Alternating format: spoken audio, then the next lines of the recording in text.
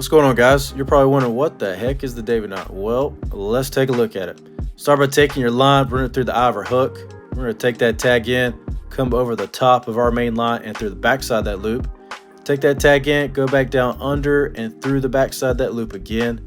That's going to form a little figure 8 here. We're going to pull that down. At this point, I would say wet the line with your mouth, put a little saliva on there. But for the sake of time, we're going to skip that step. Go ahead and snug it down, cinch it to the top. The important part of this step is that tag end comes out to a 90-degree angle on the eye of the hook, which you see here.